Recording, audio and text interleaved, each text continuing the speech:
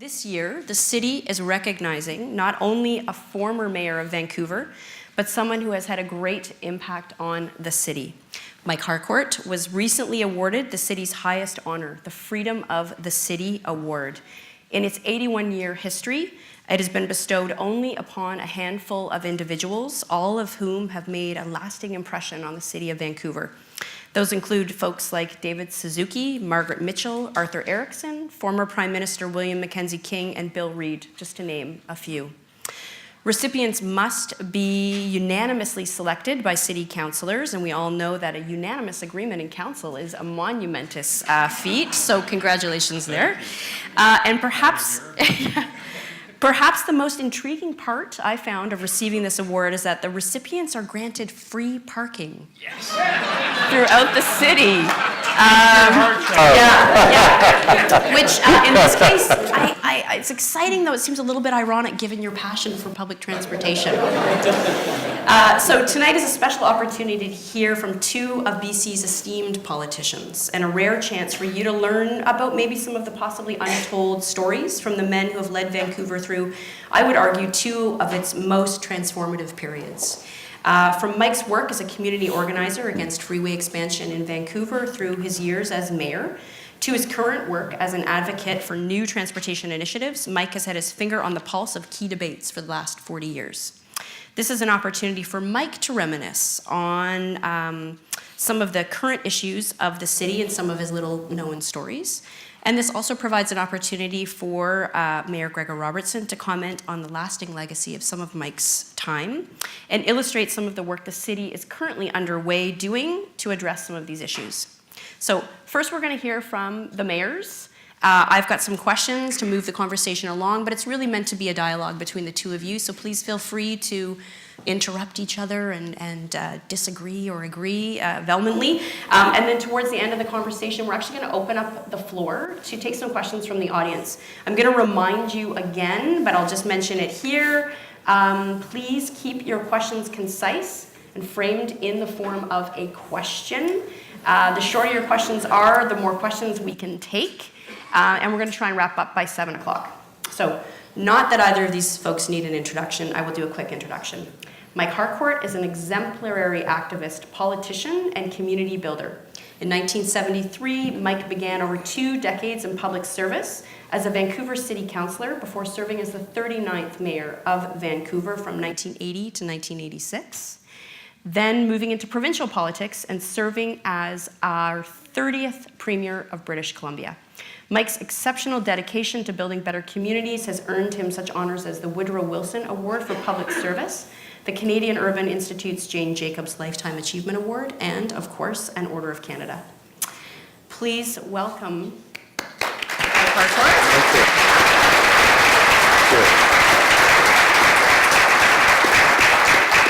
And in November 2014, Mayor Gregor Robertson was elected to a 3rd term as Mayor of Vancouver. During his time in office, Mayor Robertson has dedicated himself to moving our city forward on priorities including improving public transit, working to end street homelessness, creating affordable housing, and making Vancouver the greenest city in the world. Please join me in welcoming Mayor Robertson.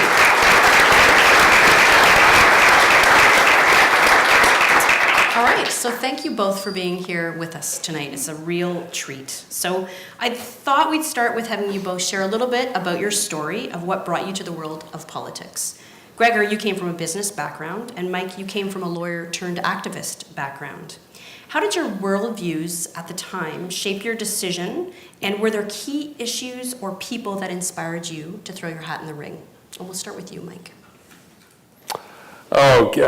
The key people would be Tommy Douglas, of course, who inspired me actually to start thinking about politics when I was a CPR dining car waiter. For 8 years I did that. We traveled across this great country from Vancouver to Winnipeg and then down into Thief River Falls, Minnesota, and back to Vancouver 3 times a month. And I met him one time coming back to his riding. He was then, I think, the MP for Nanaimo and the Islands, and it got me thinking about politics. And then when I became a lawyer and setting up the storefront law offices throughout the city to give free legal advice to about 10,000 people a year, with volunteer lawyers and law students.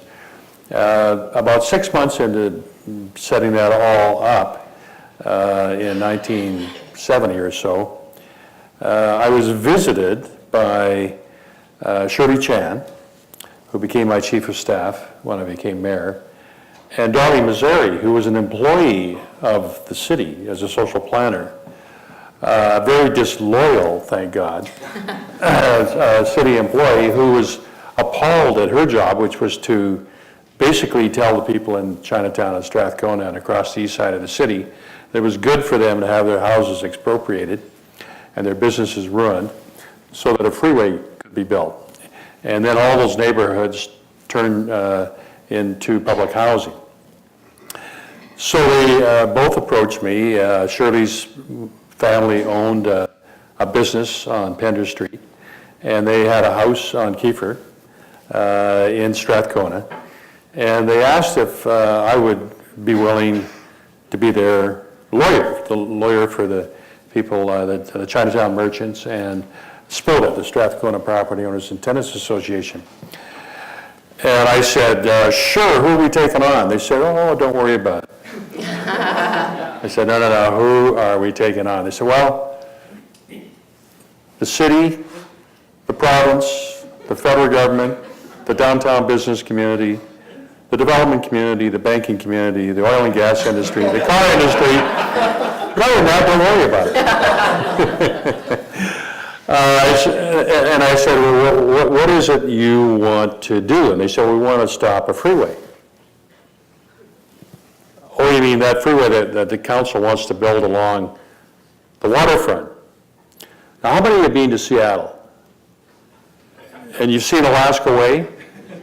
Can you imagine Alaska Way along Stanley Park, elevated, along our central waterfront, wiping out Gastown and Chinatown, 8 lanes right through Strathcona, Grandview Woodlands, and Hastings Sunrise, tearing down all those fine old houses and replacing them with Raymer housing projects?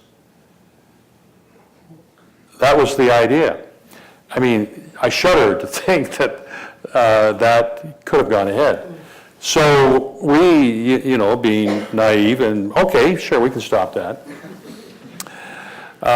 teamed up with Jane Jacobs in Toronto and 2 future mayors in Toronto, David Crombie, the tiny perfect mayor, and John Sewell, because the city council there had the same dumb idea, which was to extend the Spadina Freeway through Jane Jacobs to Vancouver neighborhood. Now, do you know about Jane Jacobs? Yeah. She who defeated Robert Moses, who was the commissioner in New York City. Absolutely ruthless man, and she took him on and whipped him a number of times.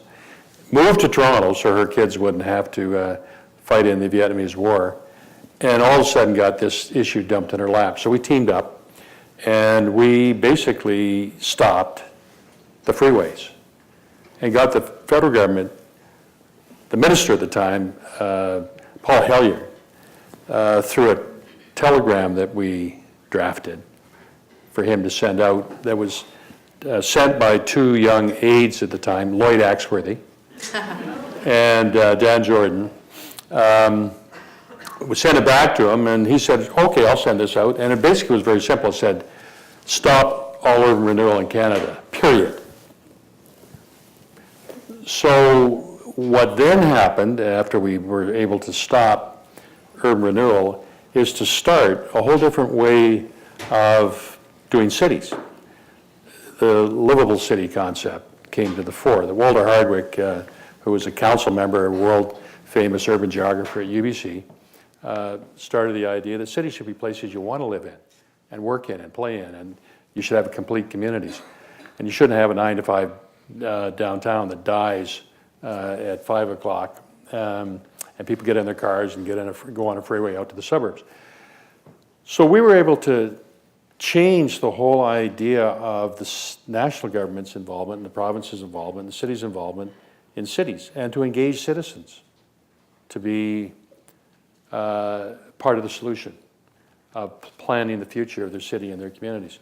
And Vancouver, Strathcona, Chinatown, and the Harcourt area in Toronto became the two pilot projects that then led to that being extended throughout the whole of Canada, which led to the revitalization of inner-city Montreal, Halifax, and many other Canadian cities. So because Vancouver marched to a different drummer, and our citizens just said, hell no, we're not going to accept this conventional wisdom.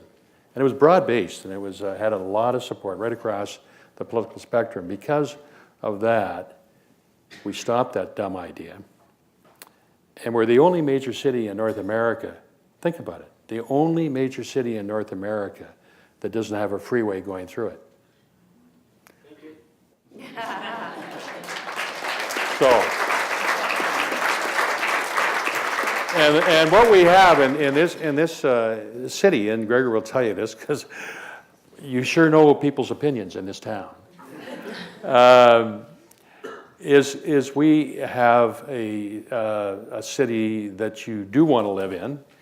Now, we've got a few problems we've got to solve, like affordable housing, childcare, finish the transportation system, make sure students aren't burdened down for life with indentured post-secondary debt, and there's a few other issues like that.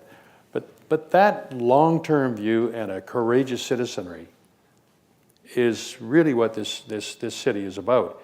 And if you think about it, the first decision, and I'll close with this, the first decision of the first city council in 1886, guess what it was? It was to ask the federal government for a marine reserve, a naval reserve, called Stanley Park. So, there's always been that instinct, that willingness to look ahead decades and generations to what could become. And just, you look at that start with Stanley Park. We now have a walkway that goes all the way around the Burrard Inlet waterfront and through Cole Harbor and around Stanley Park and around English Bay. And I remember expropriating a few of the rooming houses, hotels on the water side of English Bay, and then around Falls Creek and the two Indian reserves that are now Vanier Park and Kitsilano Park. And of course, we asked the federal government in the 70s for the Jericho Seaplane Base, which became Jericho Park, and extending beyond that into Locarno and Spanish Banks. And now finishing, I think you're getting a little static for it, Gregor, but now finishing the last part of a continuous 28-kilometer public access on our waterfront, which is the Point Grey Road part of that. So that long-term vision, that long-term view of our citizens and councils is one of the reasons that we're one of the most livable cities in the world. Thank you. Yeah, all right. Oh, yes.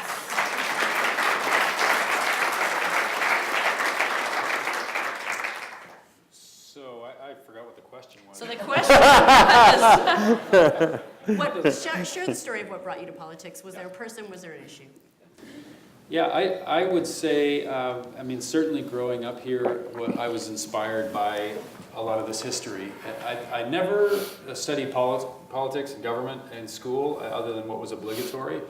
It wasn't a passion of mine in school, and which I regret, being in politics now. I wish I'd studied it more. But I came to it as I was in business. Had a company called Happy Planet doing fresh food and juices in Strathcona, based in Strathcona. And a lot of my politics were expressed through my business, and I had felt growing up quite politicized, which is easy to do in this city. I wanted to apply that to business and kind of take on the corporate realm, particularly around food and healthy food, people having access to food. So we built this company, a local company that was very focused on that and making sure we were not only producing the maximum amount of BC grown ingredients, which was kind of goes back to being inspired in the early days of the company. when Mike was the premier, and the programs to support BC agriculture, Buy BC, and really highlighting the incredible food that we grow in this province and the people who do that. So that was really at the core of Happy Planet as a company, was sourcing all this local food. And I was a farmer at the time in the Fraser Valley, so I learned the food system from the ground up, and then ended up in the business side of it, thinking, well, we've got to keep scaling up our impact and creating opportunities for more BC farmers. What that led to at about the turn of the millennium, I guess, was a very political company here that was supporting a lot of BC farmers and producing lots of good food. We thought lots of good food. We ended up very active in the community. We didn't have an advertising or marketing budget. We basically gave free juice everywhere we could. At every event, every festival, every nonprofit that wanted juice to do fundraising with, that was our way of getting our brand out in the community. And we found through the change in government when Gordon Campbell won election in 2001, there was immediately these very dramatic changes that happened at a provincial level. That was preceded by, I'd say, a very turbulent, difficult time here in the city with missing and murdered women. Very difficult time. The downtown east side, I think, first really starting to descend into very, very tough conditions, which persist to this day. We were hardwired into a lot of these organizations as a juice company, trying to support them with what we made, and obviously connected to a lot of those politics.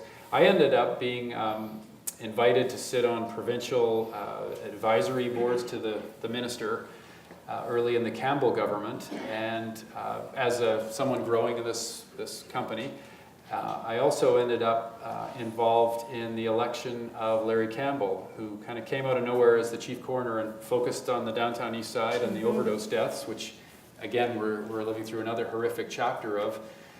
I all of a sudden was at these tables with people in politics and finding that a lot more inspiration in the politics of the day, and a lot of frustration in that we at that point we had 50 or 60 people. We'd set out on a mission, and we were succeeding at that and proving that you could take care of the environment, you could support the community, and you could grow a great business. And then we had people in government saying, well, we can't support all these poor people because we have to be businesslike as a government. We have to, really mind these budgets, and that means some of these people are disposable people, which is really what Larry Campbell responded to and rallied COPE at the time sweeping into power. And I got swept up in that too, in supporting Larry and the team. As a business, it was, which was a novelty in the day, to have businesses more politically involved, and it was a successful outcome. And then I see Rob Safrata here. A number of us were asked by Larry to then be kind of the business advisory crew to the mayor when Larry was the mayor, and started to see the inside of City Hall that way, and how that new council grappled with big decisions, and there were all these the legacy of Mike's work, and as he says, generations before, to the beginning of protecting the watersheds, of protecting the ALR provincially in the 70s. I mean, we have generation by generation taken very bold action here that cities around the world find remarkable. We are still a great example to the world because there is consistency over several generations here to make this basically a very green city and sustainable in the broadest sense of that. So I found it increasingly frustrating to stay in the mindset of a business, so the focus of a business. I was very attracted to all the political activity that was taking place. We ended up very directly involved in the Woodward Squat at the time, which obviously relates to provincial policy and income assistance, and some of city overlap there. I was very involved in wild salmon versus farm salmon issues on the food side of things, and what the changes the Campbell government came in, cutting a lot of the food and agriculture funding and support, and focusing on big corporate agribusiness. I ended up in these various meetings, and one of them was with this guy, who was very compelling about saying, you know, it's a great time to get into politics. There's turmoil, there's opportunity, and there wasn't much of a progressive voice coming from the business side of things. And so Mike was very persuasive. I would give him, I would say, blame or credit for urging me to shift gears. I was lucky enough to have the opportunity with my business doing well. I could make a career change that is not easy for people to do. That's one of the big barriers to politics. How do you shift gears and take a chance that you'll get elected and leave a stable income for generally a lower income if you get elected? So I managed to make that transition, but Mike's conversation, I got stuck on a Gulf island with flying back from a conference, stuck on a dock in the fog with Joy McPhail for hours and hours. And that was when it was Joy and Jenny in the BC legislature against 77 BC Liberals in that time, and heard a very compelling pitch to get involved in politics as well. She was obviously looking for reinforcements, and those were two meetings that I look back and think they were very, people I've respected immensely in terms of what they actually did. They walked the walk. They were very activist in politics, and that was when I thought about going from business to politics. I don't want to be in politics. I would only be in politics if it was active, hands-on, if I knew I could get things done, and those were the turning point. Actually, hearing from people who had done an enormous amount of work and could talk about that was really what persuaded me to do that. And although a couple of years as an MLA in the opposition in BC government, it was hard to get things done. So that was the connection with running for mayor in Vancouver and feeling like this city needed new leadership, needed focus, and we have such potential here. And I thought I could apply myself making that switch, which is really what's kept me in politics. And, so I'm thankful to those who stand on the shoulders of giants, and I'm really appreciative of that. And I think the freedom of the city is an example of the work that this gentleman's done on behalf of the community. And I know there's a whole team of people, and seeing Gord Price and others who've also been really pivotal in that leadership. The one vote does make a difference in the odd council meeting, but you have to have a team, you have to have a community and a city that believes in this, and we're very lucky that Vancouver is that city. Thank you. That's bad. So, Gregor, you stole my next question, which was what's interesting is, Mike, you transitioned from municipal to provincial. Right. And you transitioned from provincial to municipal.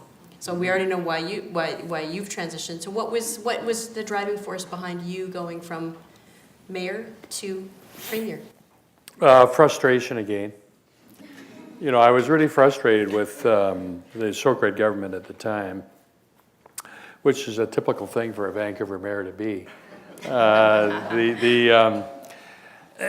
had the Agricultural Land Commission being systemically dismantled, and Bill Van Zam, pushing that, and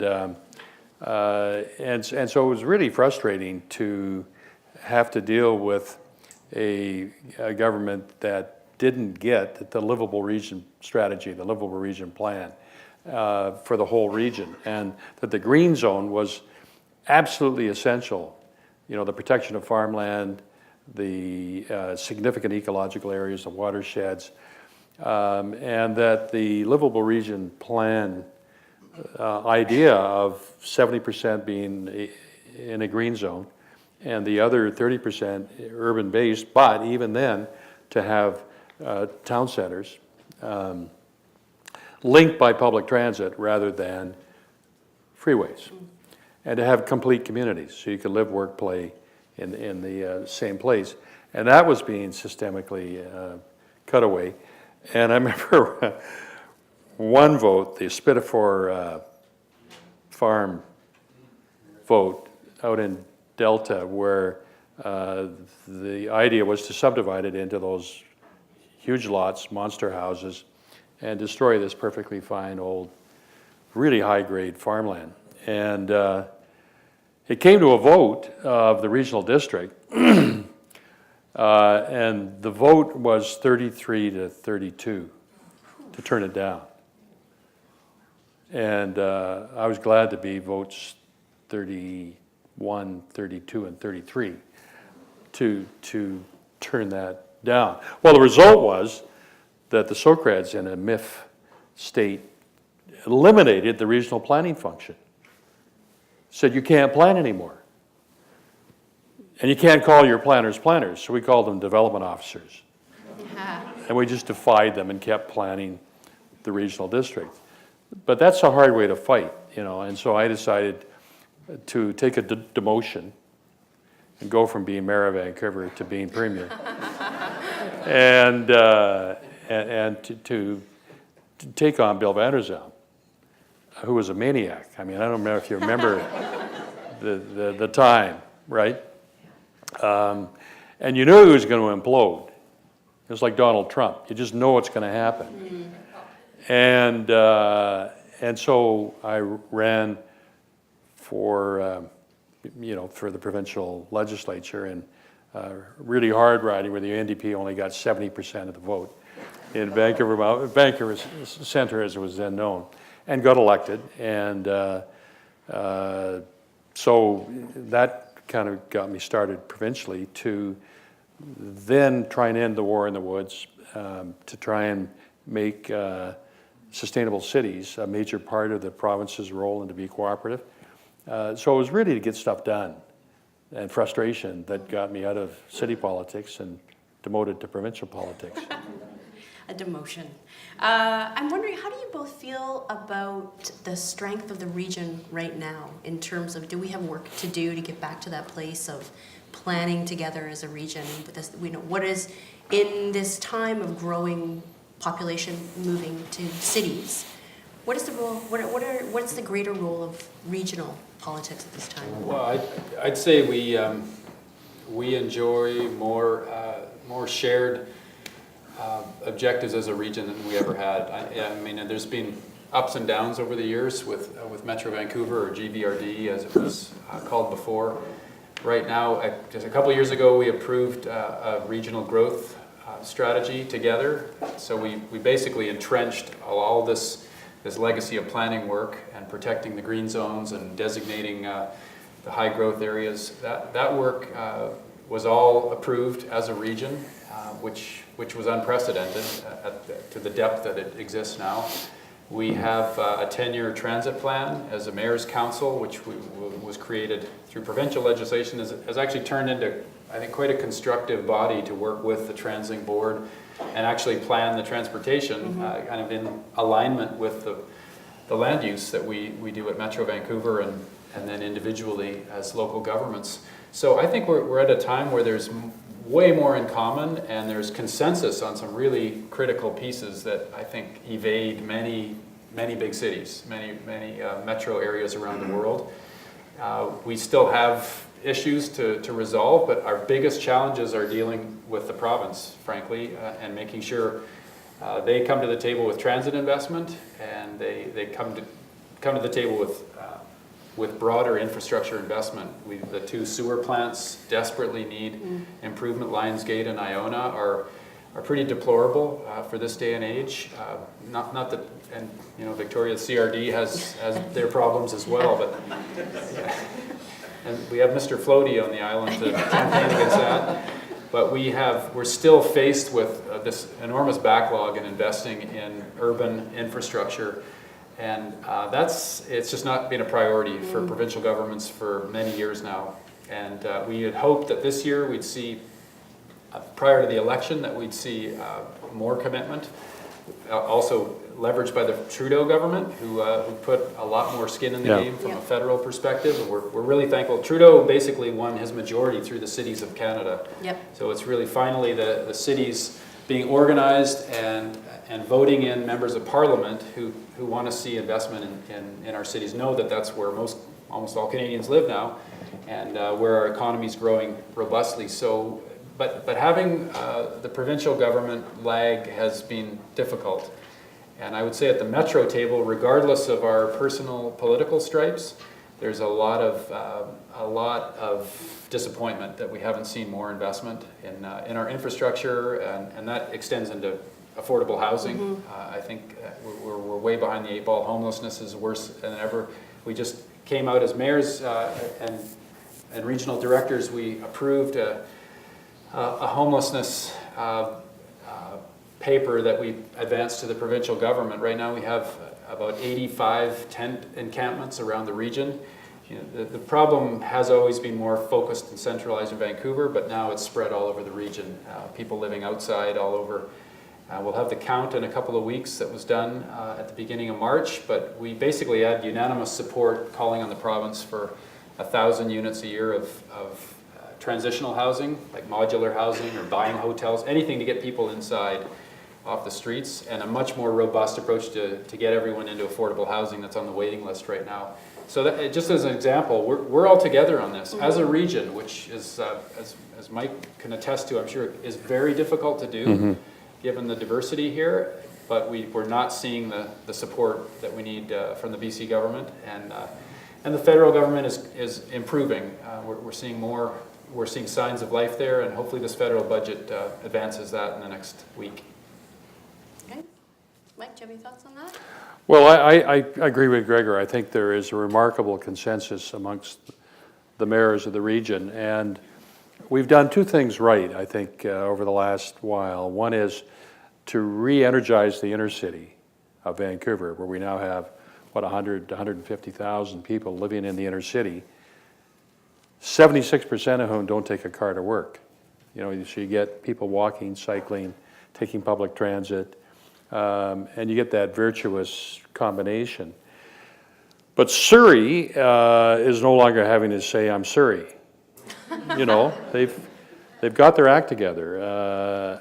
And even though I don't agree with Diane Watt's politics, I think she did a remarkable job as mayor of doing what you also have to do to become a sustainable urban area. You have to re-energize your inner city and reinvent suburbia. And they've done a really good job of that in Surrey and in the other suburban areas of Greater Vancouver. So we've got the right metrics in place. And it's worldwide this is happening. I mean, just a quick snapshot of the world population. There was it took to 1800 for the first billion people to come on the planet. By 1930, there were 2 billion. By 2000, there were 6 billion. Half living in cities, 3 billion people living in cities for the first time. There are now over 7 billion, and by 2050, there'll be 10 billion people on the planet. 7 billion of them living in cities. Now, get those figures. That's how we are becoming what I call Homo urbanus. We're becoming an urban species, and cities are where it's at. In Canada, as Gregor said, basically 95% of Canadians live in 9 big cities and 110 medium-sized. Some live in the inner city, some live in the suburbs, and some live in what I call the rhuburbs. There was the unorganized areas just beyond paying taxes in the city. But that's Canada now, hugely urbanized. And that's what's happening, the acceleration of people in cities in China, India, and throughout Africa. And so getting cities right is really important. And the kind of experimentation that's happening here in Vancouver is still relevant. I mean, there's a term, Vancouverism, which is the form of development that we have, not just in Vancouver now, but throughout the region. That is key. And I think the province is the linchpin. It has to be at the table cooperatively, has to be there cohesively, right from the beginning, not doing ad hoc decisions like that really dumb idea of a transit plebiscite. You have a plebiscite for transit, but then you go ahead and unilaterally build the Port Mann Bridge. And now there's even dumber idea, which is the Massey Bridge. So you can let LNG tankers go up the Fraser River. Crazy idea, right? When you already, I talked to Kevin Falcon, he's already earthquake-proofed the existing tunnel in 2006. So why wouldn't you just fix that up a little bit more and then punch another 6 lanes with 2 for transit and a bike route for Gregor to get to the Gulf Islands? Gotta have a bike route. You know, and so you need the province to be there, but I'll close by saying the federal government doesn't get off the hook because one of the worst public policy decisions ever made in this country was in 1994 when the federal Liberals got rid of the nonprofit co-op housing program. Yeah. Terrible decision. Because we were building 25,000 nonprofit co-op housing units a year in Canada with the nonprofit program brought in the 1973-4 for 20 some odd years. And then Paul Martin, he's a Pell, but he was wrong on this one, got rid of it as getting rid of the deficit. So we have over 500,000, 550,000 units of affordable housing that could have been built over the last 20 some odd years that haven't been built. So you wonder why we got an affordability problem? So the federal government has to get back in that game and start aggressively working with provinces and cities and the private sector in this region to build affordable supply. I mean, you can have all the dampened demand with, you know, foreign buyer taxes and empty housing prohibitions or taxes, but building affordable supply is the key. So the federal government's got to get in, the province has to be the linchpin, and cities stay active and cooperating, like Gregor says. If we're going to deal with affordable housing, build out the transit system, fix the infrastructure for sewage treatment and these other very essential urban infrastructure issues that we still have to address. So let's talk a little bit about housing since you brought it up. So both of you have had to deal with major housing concerns during your times as mayor. Maybe how do you think, Mike, the issues that you were dealing with in your time compare to the issues today? And then Gregor, we'll get you to get your thoughts on some of Mike's legacies around housing and how the city is currently working to address the housing and affordability issues. Well, we had, as we do now, probably the most activist city council and staff in trying to get affordable housing built. And we used to do 1,000, 2,000 units a year of nonprofit co-op housing in False Creek on the south side, for example, by Granville Island. Champlain Heights was city-owned land, and 100 other sites throughout the city that we made available to nonprofit co-op groups at half the market value, wrote down on a leasehold basis, and then green-lighted them, lowered the parking requirements, did everything we could to make that housing work. And so we have that legacy. And matter of fact, in False Creek and Champlain Heights, 2/3 of that housing was for low and modest income people. And it was engineered. You know, we just said we want to have a diverse city. We want to have a city of low, middle, and higher income, of single, of families. And we built it in to the south side of False Creek, west of the Cambie Bridge, and into Champlain Heights, and all of the housing was a mixture of incomes with deep subsidies for low-income people from the federal provincial governments.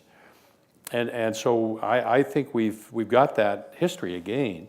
We built 20,000 some odd nonprofit co-op housing units from 1974 to 1994. Just think of the number of people that are desperate for housing that we could have housed over the last 20 years that we haven't. And I think that's terrible because of, it's hurting the green economy, it's hurting the high-tech, you talk to the high-tech entrepreneurs, and they'll tell you, we cannot keep and attract young people.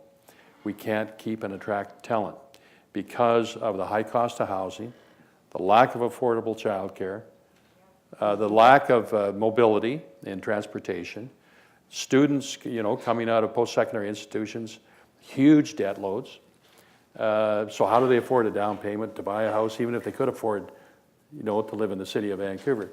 So we've got some really serious challenges that we have met in the past with the cooperation of federal, provincial governments, and a very skilled nonprofit co-op housing development sector, and a very capable private sector development community that we have in Vancouver. So we've got to get back to that. Yeah. Yep. I think I absolutely agree.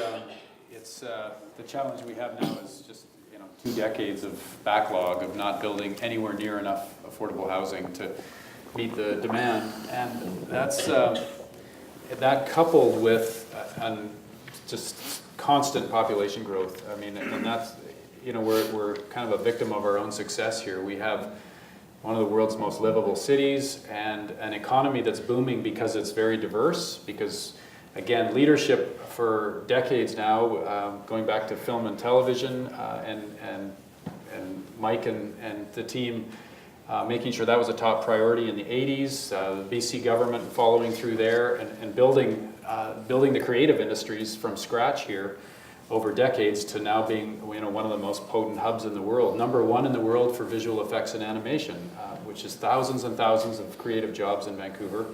We're attracting more people, so it's difficult for people to hang on and afford to live here, in large part because more people keep coming with more money to the good jobs that we're creating here. So we're in a vicious cycle, which is only addressable if we continue to increase supply. We're building record levels of housing now for the last several years, 3 years in a row. We're record levels of approvals at City Hall, and it's not stemming the tide. It's not enough, and the housing that we're building doesn't have the affordability that it needs to have, because the federal and provincial government aren't contributing. They've basically chopped most of the housing funding that used to exist right out of their budgets and years ago, and never quite replaced it. We've had some successful partnerships with the provincial government. We got 15 supportive housing projects built, targeted for homeless people, and that got most of the chronic homeless people off the streets of Vancouver in these last 5 years. But more keep coming. Every year, more keep coming. The count a year ago, we had a majority of the people counted have been homeless less than a year. So they're just showing up here from around the province, or they're getting booted out of buildings that are being redeveloped. So we've got all sorts of inherent challenges and pressures in the system. I'd say that the overall frustration is that there isn't an overarching commitment from our federal and provincial governments to say we're hands-on, we're going to deal with the housing problem, particularly in Vancouver and Toronto, where it's the toughest situation. And instead of very modest programs targeted at maybe some homeless people here, maybe the odd bit of rent supplements there, we're not getting an overarching commitment that we need right now to address housing generally. And that means we went for years without proper regulations in the real estate market, federally and provincially. They just let the market go absolutely berserk here in Vancouver. It's still going berserk in Toronto.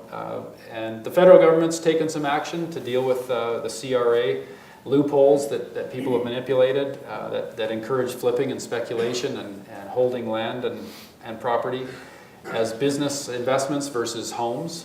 The province has started to weigh in the game, but all this came after the value of real estate went, absolutely through the roof, completely leaving behind the average income of a Vancouverite. So now we're faced with, if you want to buy a place, it's in the stratosphere.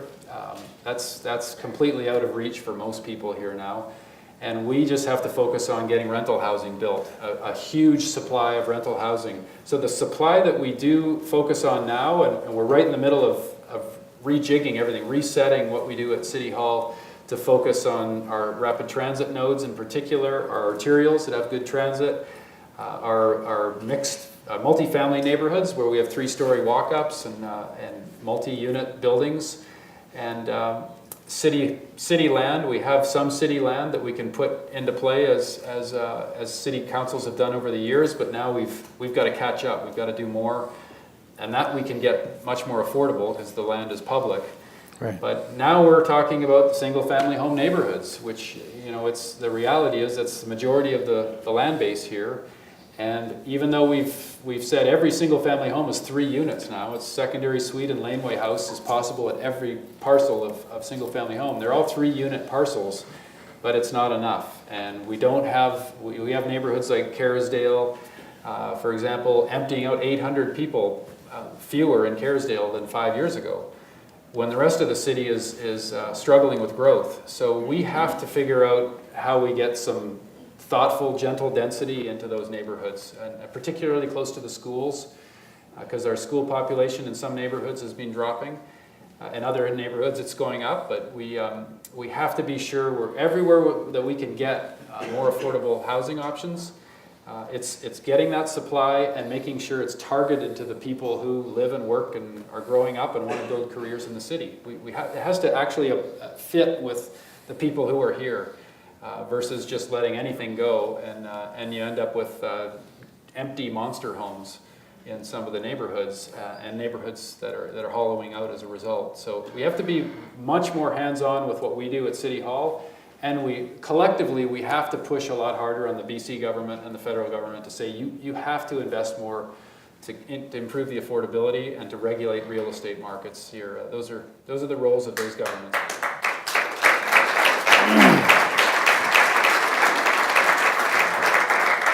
So I'd like to just have us turn our attention to Vancouver and the role that Vancouver can play on the global stage. So how do you think that the city of Vancouver is taking leadership on the global stage right now? Where are we making a difference, and where are there opportunities for us to push further? I'll start with you, Mike. Well, that's a really good question, because I think one of the hidden strengths of Vancouver is the way we have evolved from quite a terrible history of mistreatment of the Aboriginal people, systemic colonial mistreatment is a polite word for it, actually, and the way that we treated the Chinese, Indo-Canadian, and other minority communities, and in turn the Japanese community in the war. So we've come from or the Jewish community not allowed to live in the British properties or join the Vancouver Club or join Shaughnessy Golf Course, and so we got to acknowledge that history. However, having said that, I think over the last many decades we have become a symbol of you can change these terrible attitudes towards people that are different than you, and work hard at relishing and appreciating people with different religions, people with different cultural backgrounds, and trying hard to make it work. Not perfectly, but I think far better than a lot of other areas of the world are, like the US right now, and certain parts of Europe. So I think that is something I think are a symbol of how you can have people from diverse backgrounds to be able to share a community and respect each other. And I think that's going to become more and more and more important in this really increasingly challenging world that we're in. And you can either sit back and wring your hands and say, isn't it terrible that it's happening like that? Or you can fight it and set an example that shows the difference. And frankly, I think it's in cold-blooded terms of economic well-being. We're going to attract a heck of a lot of people that are scared to move to certain parts of Europe and certain areas in the United States. And it's going to, I think, increase our ability, even with the problems of affordable housing and some of these other issues we have, to attract the best talent in the world. Richard Florida calls it the creative class. It's much broader than that, but I think that built-in reality of most Vancouverites being proud of, working hard at understanding people with quite different views of the world, quite different ways of worshiping, quite different ethnic backgrounds. And I think that's a huge strength, particularly with the growth of the high-tech industries, either in life sciences or in, as Gregor said, in information technology, movies, videos, animation, clean energy. I mean, there's over 100,000 people now working in high-tech in British Columbia, 75,000 of them, I think, alone in Vancouver. That could be double. And if we could deal with the terrible problem of affordable housing, affordable childcare, and I think we should start setting some targets for those, and really highball on building out the transportation system, and deal with the student debt and post-secondary education, and maybe treat the way Bernie Sanders said, post-secondary education is like high school used to be free, right? Maybe we should look on the first degree as the same as getting a high school degree 20 years ago. So there's some creative thinking that we need to do, but I think the hidden strength of Vancouver isn't its livability. We know that. And it's part of the problem of why another 2 million people want to move to Vancouver over the next 40, 50 years. And how do we accommodate that? But respect and appreciation of diversity and the ability, in quite a ruthless way, to exploit the fact that people are scared to move to certain parts of the United States and Europe would want to come here. We should build that into our strategy. Great. Jim? Yeah? Mayor Robertson. Yeah, we're lucky to have people like Mike talking about Vancouver all over the world, and lots of Vancouverites that travel and who are leaders here and are able to tell a story about our city. And I would say this piece of multicultural, and it's beyond just tolerant or inclusive. I'd say it's very accepting and becoming very understanding between cultures in Vancouver. There's still, we never take it for granted. We still have issues like hoax bomb threats at the Jewish Community Center. These things are still with us, but so every day we've got to show up for this, and I think the work to be a city of reconciliation is about, first and foremost, recognizing our First Nations and making sure that they are front and center with what we do here in the city on their unceded homelands, and also weaving all these other cultures together in stronger ways. And that's a really important part of who we are as a city, and it's very unusual around the world. If you travel, you don't see it in very many cities around the world, which is something that we should be sharing, and certainly I think many cities around the world have taken notice. What are we doing here in Vancouver? But the other piece that I think is very influential globally right now is the fact that we are a city that has grown enormously, population and economic success, and at the same time we've dramatically reduced our environmental impact. Yeah. And that's a piece that some other cities have achieved this measure of success in Scandinavia. Stockholm, Copenhagen, Oslo are examples of cities that have done that. Some German cities are on that track now. But Vancouver is a superstar in that regard. And there are many cities around the world, particularly in Asia and Africa right now, that are looking at this and going, in Asia it's too late. They've already completely polluted and destroyed the environment in many of the cities across Asia.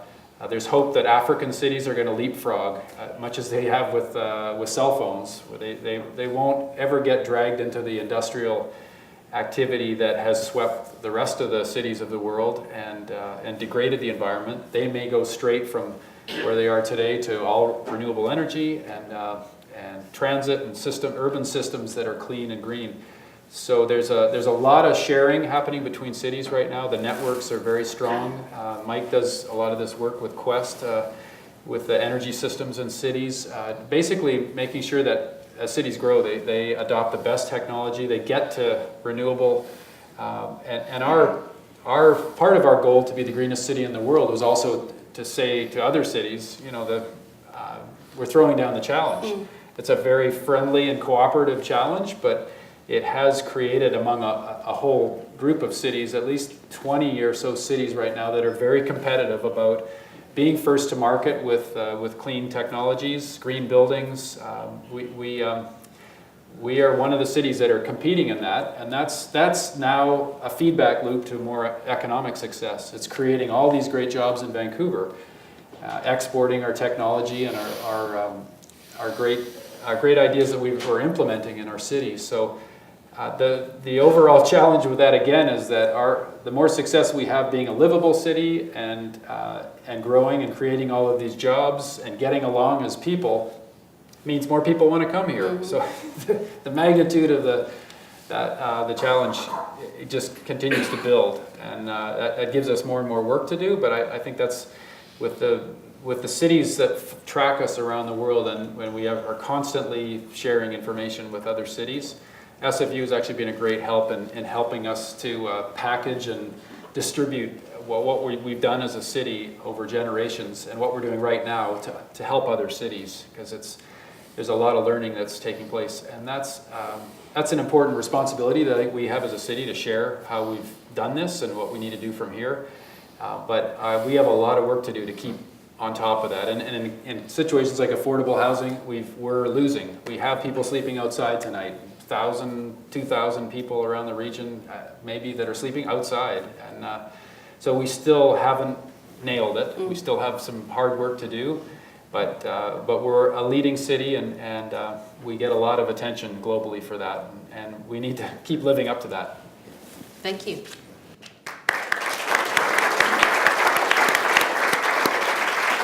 Okay, I have a ton more questions, but I'm cognizant of the time, and I want to give some folks in the audience an opportunity to ask some questions. So, Whoa, every hand just went up. Okay, so what we're going to do is we've got a couple of mic runners, and I'm going to just ask you again, keep your questions concise, ideally in the form of a question, and we'll take a couple at a time and give you both a chance to respond to those questions, and then we'll take a couple more. So, Brenda, we've got, what is it? Take the two closest hands right there. Yep. Go for it. Hi. First of all, I met you a long time ago, Mayor Harcourt, and you were so nice to me, so I just wanted to say that. And number one, subway to UBC. Do not let them stop it at Arbutus. That will be a disaster. I agree. Congestion. So what has to happen to ensure, to nail down the agreements between whoever the stakeholders are, whether it's the city, the province, I think, and UBC? What has to happen to nail down a commitment to push, to build the subway to UBC all the way through the first time? No phase one, phase two development, just straight through. Okay, we'll take one more question. Well, yeah, I agree with you. I think Gregor is dealing with a pragmatic reality that let's at least get it to Arbutus and do the other planning too. I'd like to do it all in one shot. Frankly, you just look at the figures. The city's own figures are we're going to add 150,000 under the existing zoning from Main Street to Burrard on that part of the Broadway corridor. 50,000 new residents, 100,000 new employees. UBC, people don't realize, and the Jericho lands and the Musqueam lands, west of Alma, we're going to add a city the size of Kelowna. The Jericho lands are 90 acres. I'm involved with the Musqueam on their development corporation. And we've got shovels in the ground now to develop 22 acres just to the west of the University Golf Course, 1,300 units of housing, a lot of it rental housing. And UBC is going to add another 30,000 people, 20,000 new residents, another 10,000 employees. And Musqueam, 30 years from now or so, when they develop the Musqueam Reserve number 2, down at the foot of Marine Drive and 41st, and Shaughnessy Golf Course, and Block K, and the leasehold lands, you're talking Kerrisdale by the Fraser. You know, you're talking 500 acres of land.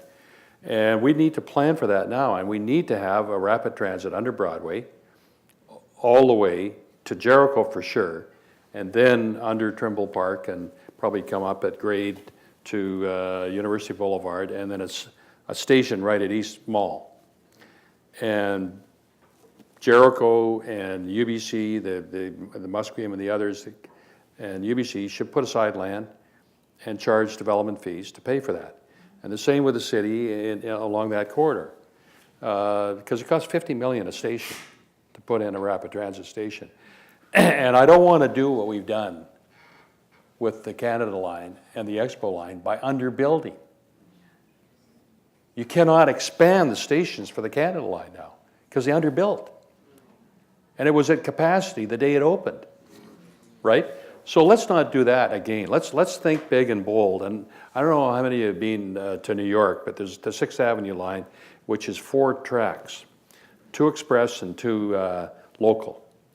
And we should do the same thing from United Boulevard and Wellington, 2 stops, and then a 3rd stop at Cambie, or at Commercial Drive, another stop at Cambie, and it's already, I think, framed in. There's a cement station framed in at where the Canada line goes by, and then the city should do something at Granville. And you know, I think Arbutus can be a local stop, maybe, for the other, you know, the Millennium line, but go all the way to Jericho with that express line, which connects all the highways, all the rapid transit systems. Almost 1.7 million of the people along it are within 15 minutes of that express line. So I think we got to think big, as we've done as a citizenry for the last 100 and some odd years. Yeah, I totally agree with you. So let's make sure, a little pitch, 54 days from now, guess what day it is? May the 9th, there's a provincial election. Put it up there front and center. Gregor Robertson, did you want to respond? Well, it would be great to see that, and see one project that extended right to UBC. I think, you know, it should have happened many years ago, frankly. We're behind the 8 ball with the Broadway corridor to Arbutus. It's a gong show because of the incredible number of jobs in the corridor, particularly around VGH. So, yeah, and that's one where it really will hinge on the BC government and the federal government and what they put on the table here. The federal government, we're expecting a commitment in this budget to the transit plan. So they're getting pressure from all the cities because all this has been behind across the country. So we're one of many cities that needs significant transit investment. And right now we adjusted our expectations as the mayors in the region to say, well, we know we can get this stuff built. My sense is we just leave the tunnel boring machine in at Arbutus and at least drill the hole rather than pulling it all out and trying to clean up. And there may be a cost-effective way to do that, but it will hinge on those governments. I think when we adopted the plan as mayors a couple of years ago, the context was Harper government that didn't want to put any money into transit or housing or any of the rest of it. So it set modest expectations given Harper and Christy Clark as the leaders who were not demonstrating a lot of leadership on transit at the time. So we thought, well, this is a realistic package that we actually have to get this stuff built in this next 10 years or we're in big trouble with traffic congestion and impact on our livability and economy. So that's the modest package that was put together, and we still don't have the funding for that. So we'll see how we come through this next cycle. Unfortunately, the BC government didn't make a commitment, and now they're going into the election. So we're not anticipating a commitment from the BC government in alignment with the federal government next week. Next week, the federal government puts their cards on the table, and hopefully it's billions of dollars for transit in Vancouver, and we don't know what's going to happen with the province. That's what everyone's going to have to grill their provincial candidates for. What are their commitments to funding transit in Metro Vancouver? That needs to be an election issue, and mayors are going to be out pushing this for sure to deal with it and make sure that the parties make very clear commitments with what they will fund, the 10-year plan, and can we accelerate the work to get to UBC, to get to Port Coquitlam with the other end of the line, to get to Langley with SkyTrain, or extending that network south of the Fraser. We need all of the above, and I think mayors will be right there at the table. If we get that commitment from the provincial and federal government, we can advance it locally and get it done. Fantastic, thank you. All right, we'll take another question. Aretha. First, Mayor Harcourt, thank you for defeating the freeways in the 60s and saving Chinatown, because that allowed me as a Chinese Canadian growing up in Vancouver to live my culture authentically growing up. So Chinatown right now is facing intense development pressures. In fact, City Hall is also proposing policies that would allow for developments that are potentially half block wide. Some people are calling this the freeway of condos in our generation that will destroy Chinatown. So to both mayors, from your perspective, what is the importance of Chinatown to Vancouver, and where do you see the future of Chinatown? Yeah, well, I'll start, and thanks for the question on that. It is a really challenging circumstance because City Council approved a Chinatown community plan years ago, and about five or 6 years ago, and that looked at some new development in Chinatown, and we've seen a couple of those buildings built on Main Street that are bigger buildings, basically to get more people moving back into Chinatown.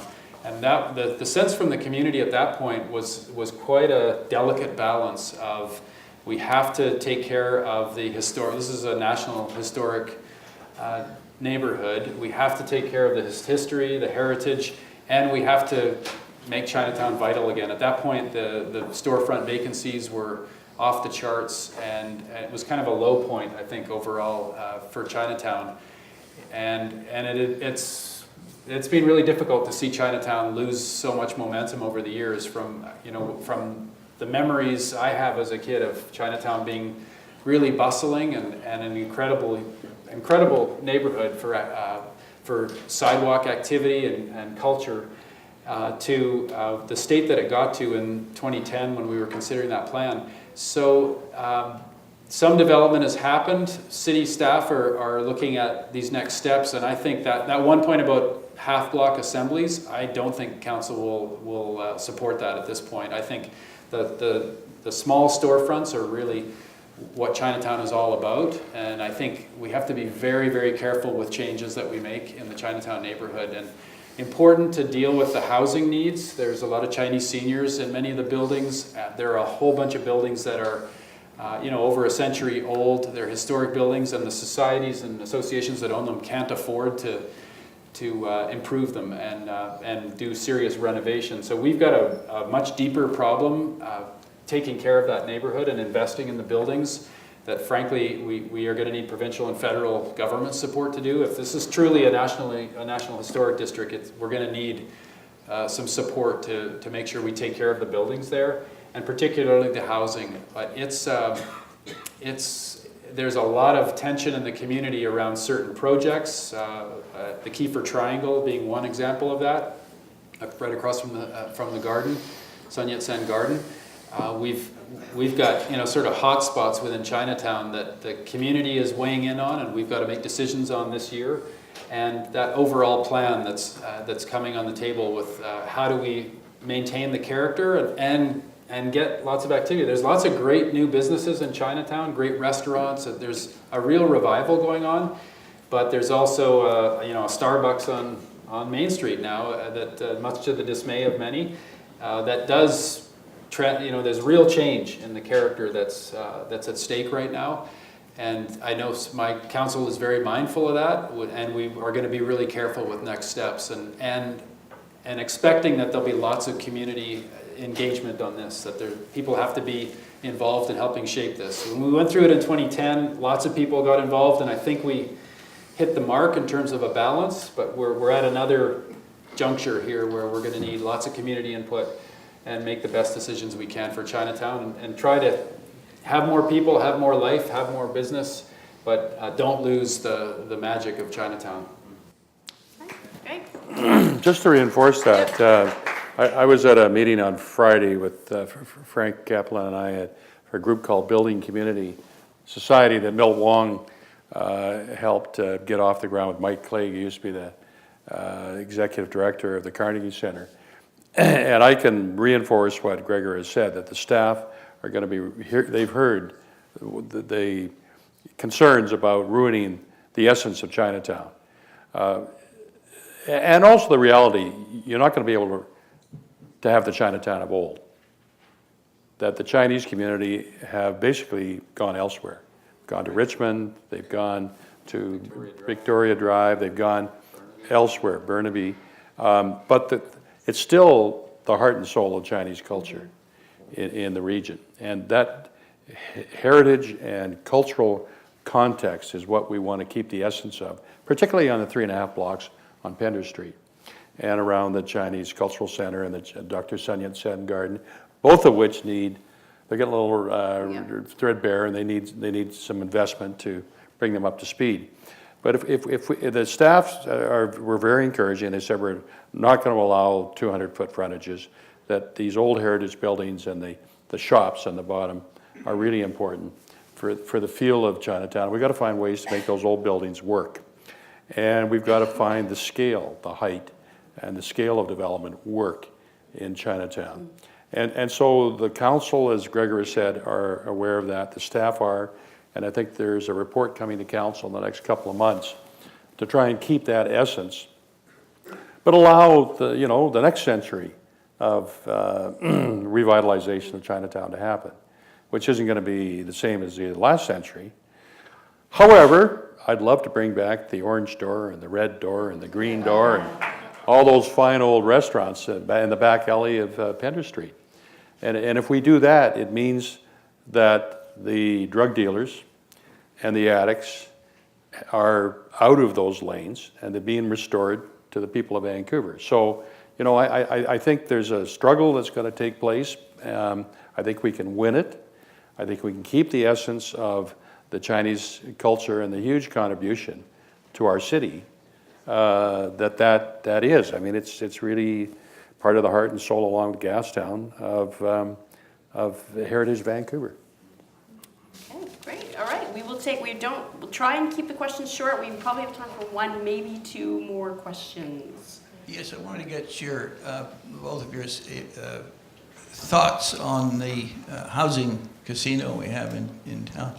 If you were to turn the clock back 10 years, how would you see, how should things have been done differently to prevent the present situation? You can talk about the 3 levels of government. In terms of housing? Well, it would have been hard because the Harper government at the time had an ideological aversion to government involvement in housing, nonprofit housing. Leave it to the market, the private sector can take care of it. And the reality is that's 80% right, but it's 20% wrong, that you do need some form of government involvement. I remember going through these meetings with the development community and they'd say, well, you got to get rid of these subsidized housing programs, but let us build the housing. Oh, by the way, we need incentives because people's income are too low for the rents that we have to charge to make it viable, right? So I said, well, you're asking for tax dollars with a different name. And I don't disagree with you. I mean, I think we should incentive rental housing with an accelerated capital cost allowance, limited dividends, some of the old programs we had that CMHC, when it was a decent organization, now it's a shell of its former self, that you can do to facilitate the provision of affordable rental housing. So I think we need to bring some of those programs back. And frankly, I'd set a target, 10,000 units of nonprofit co-op housing, and 3,000 nonprofit co-op in the region, 3,000 private sector with rent supplements, and 4,000 starter homes for young families, which we've done in the past. You know, the assisted home ownership program. My dad, when he came out of the Navy, you know, the housing for vets, that's how we got our first house. And so there are experiences we've had as Canadians to provide affordable housing. And I think the scale is 10,000 units of nonprofit co-op, of private sector rental, and starter homes for young families for a decade. And we may start to break the back of the affordability issue. And if I had my druthers, I'd get rid of single-family zoning throughout the region.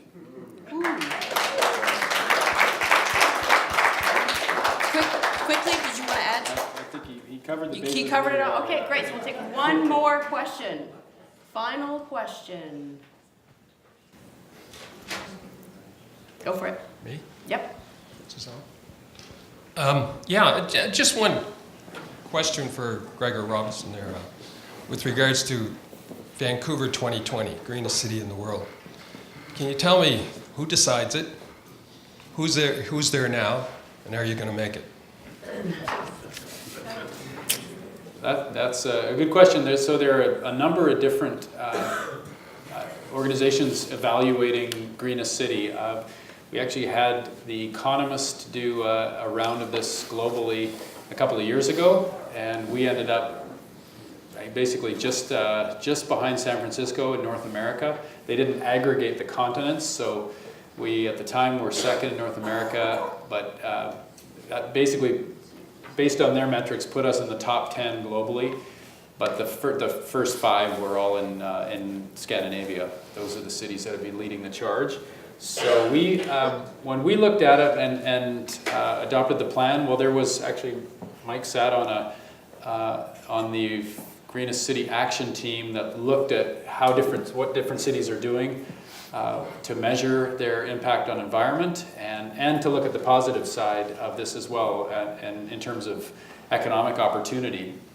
And we put that original plan together, which was then tested and refined by a much broader group. There ended up being 35,000 people in Vancouver that helped shape that plan one way or another through all the different engagement that we did. And a lot of expertise. We're lucky as a city to have so many experts in the field to shape specific goals. We describe it as a decathlon, so that whether it's climate or water or local food or environmental footprint, we're measuring across basically 10 goal areas with 15 specific targets. And we decided we needed to have metrics, we have to have a really clear framework that we shoot for, that we think will put us across that array of goals in leadership position globally. And we are, in some way, we have the cleanest air of any big city in the world right now. We've already secured first position, and we need to maintain that.